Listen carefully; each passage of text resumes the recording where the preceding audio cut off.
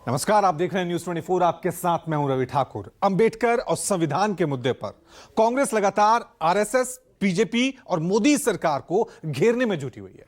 RSS और BJP को संविधान विरोधी बताने की कोशिश में कांग्रेस और राहुल गांधी ने एक कदम और आगे बढ़ा दिया है। बाबा साहेब की जन्मस्थली महू से राहुल गांधी ने हुंकार भरते हुए एक बार फिर संघ और पीएम मोदी को संविधान के लिए खतरा बताते हुए एक बड़ा ऐलान किया। आखिर क्या है वो बड़ा ऐलान और क्या है अंबेडकर और संविधान? जी, अंबेडकर और संविधान बन गया है सियासत का एकमात्र विधान। ये रिपोर्ट देखिए।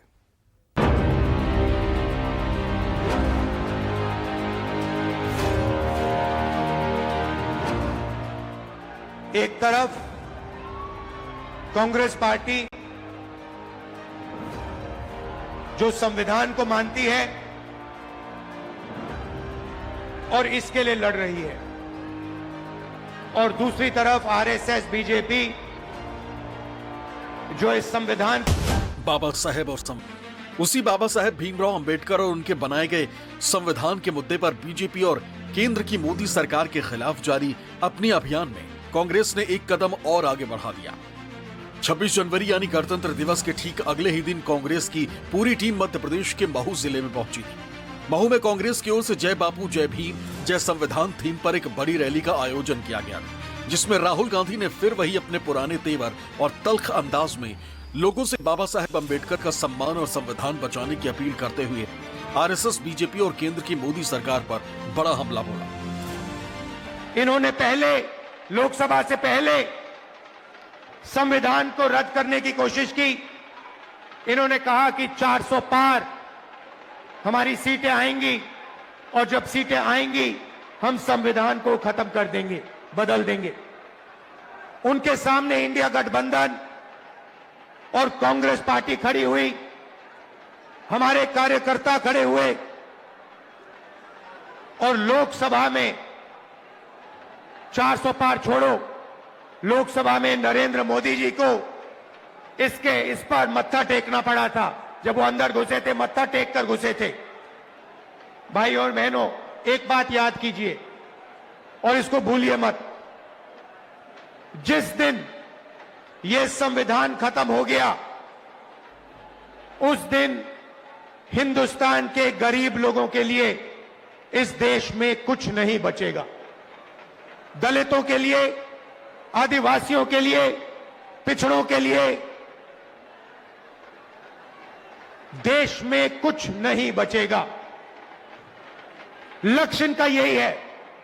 संविधान से पहले इस देश में गरीबों के कोई अधिकार नहीं हुआ करते थे।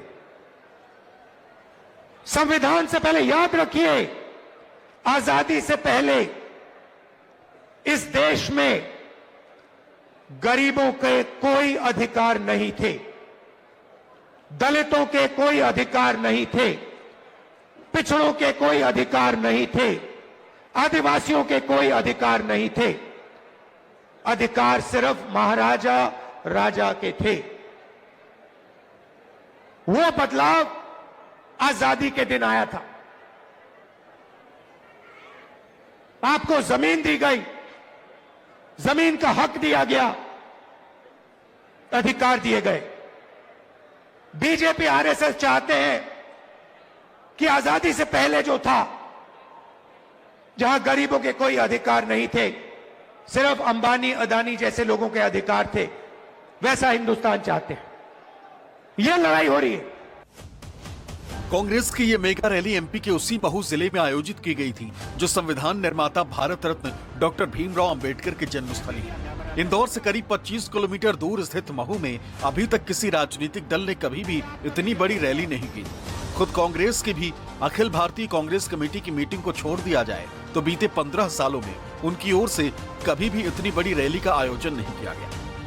बाबा साहेब के जन्म स्थान पर कांग्रेस के इतनी बड़ी रैली के आयोजन का मुख्य उद्देश्य सामाजिक न्याय के मुद्दे को उठाना और संविधान निर्माता BR अम्बेडकर को लेकर बीजेपी को घेरना था। खास बात यह है कि 3 साल पहले तक कांग्रेस की रैलियों में अम्बेडकर का नाम कभी कभार ही आता था, लेकिन बीते 2.5 साल से कांग्रेस और खासकर राहुल गांधी संविधान बचाओ की मुहिम चला रहे हैं। इस दौरान राहुल गांधी अपने लगभग हर भाषण में संविधान की कॉपी जरूर दिखाते रहे। साथ ही जातिगत जनगणना का मुद्दा भी राहुल गांधी जोर शोर से उठा रहे हैं। महू की रैली में भी राहुल गांधी ने जातीय जनगणना का मुद्दा तो उठाया, साथ ही दलितों, पिछड़ों, आदिवासियों और गरीबों के लिए संविधान क्यों जरूरी है उसका भी जिक्र किया। आपको गुलाम बनाया जा रहा है। दलितों को, पिछड़ों को, आदिवासियों को, गरीब जनरल कास्ट के लोगों को एक बार फिर गुलाम बनाया जा रहा है। और मैं हैरान हो जाता हूं, आप देखते जा रहे हो, आपकी लाइफ बर्बाद हो रही है, जिंदगी खत्म हो रही है, आप देखते जा रहे हो। सबसे पहले यह पता लगाना है कि इस देश में जो धन है, जो धन है, उसका कितना भाग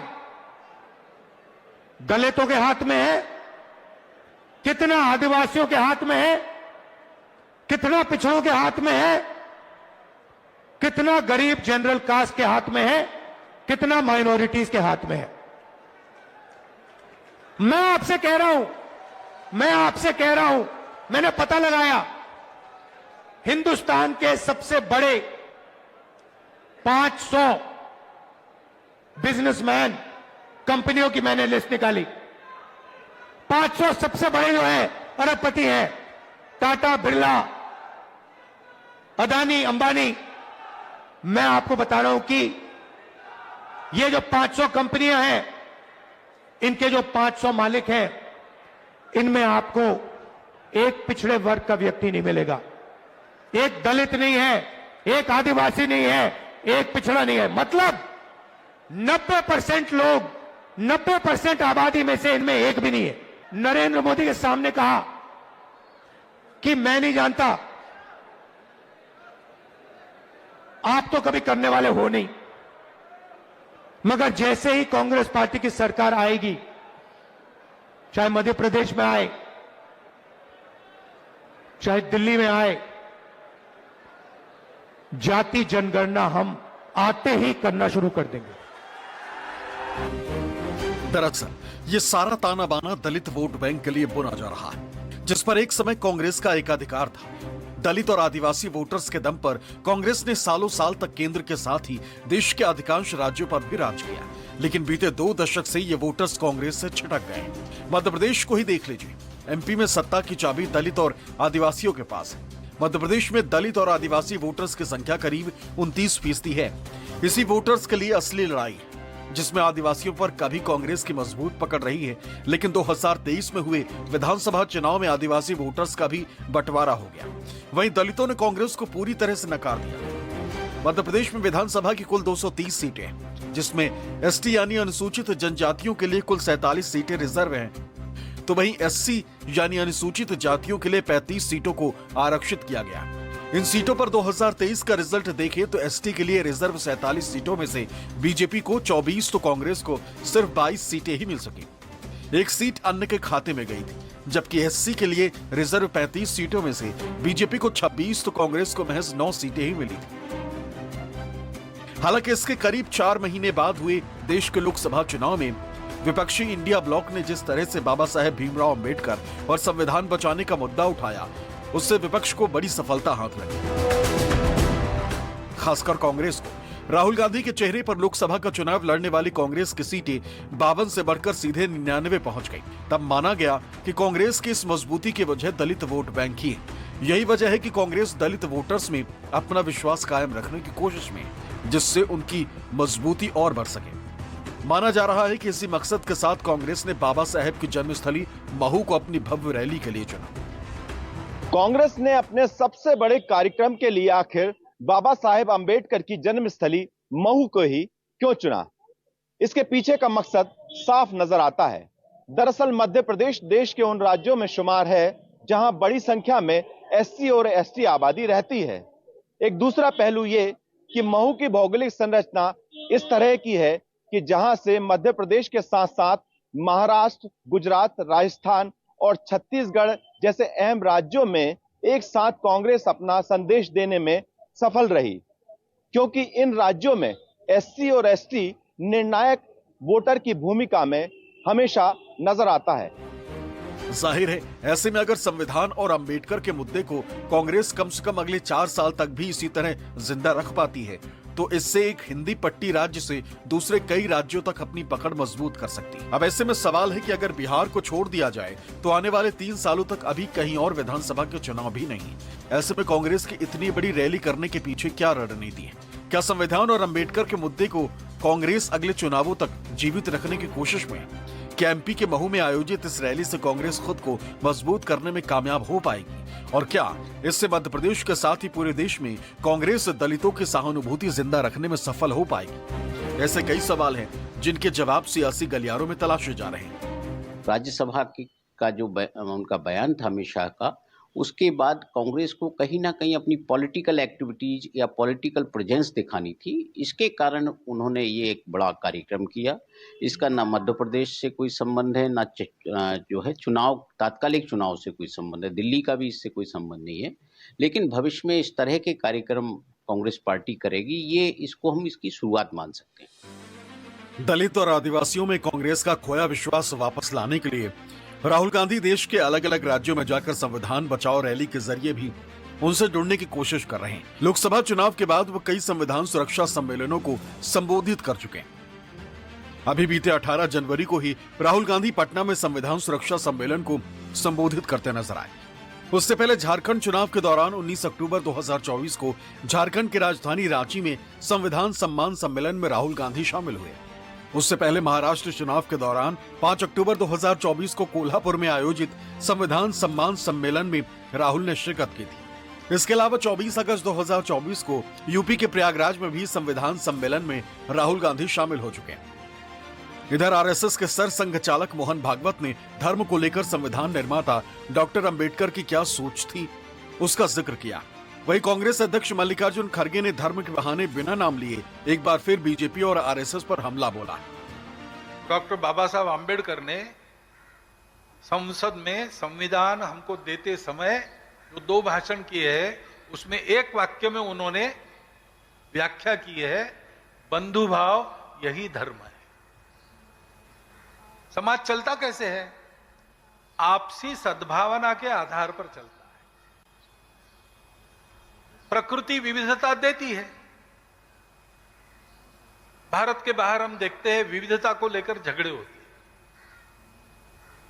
लेकिन भारत का मूल स्वभाव, भारत धर्मप्राण होने के कारण वो धर्म कहता है कि विविधता प्रकृति की देन है, इसलिए जीवन का श्रृंगार है। अपनी अपनी विशिष्टता को लेकर चलो, लेकिन आपस में ठीक रहो। धर्म के नाम पर सब जने अपना काम कर रहे हैं। धर्म सबको होना, सबकी आस्था है। हर एक लोग धर्म पे विश्वास रखने वाले वो काम कर सकते हैं, लेकिन धर्म के नाम पे अगर किसी समाज में गरीबों की लूट होती है, शोषण होती है, वो हम कभी बर्दाश्त नहीं करेंगे। हम कभी बर्दाश्त नहीं करेंगे। बहरहाल कांग्रेस अपनी खोई हुई सियासी जमीन वापस पाने के लिए अंबेडकर और संविधान को आने वाले दिनों में भी बड़ा मुद्दा बनाने की कोशिश में। अब पार्टी को इसका कितना फायदा मिलता है, ये तो आने वाला वक्त ही बताएगा। लेकिन इस तरह के आयोजन से सुस्त पड़े कांग्रेस कार्यकर्ताओं का जोश काफी हद तक हाई जरूर हो सकता है। Bureau report, news 24।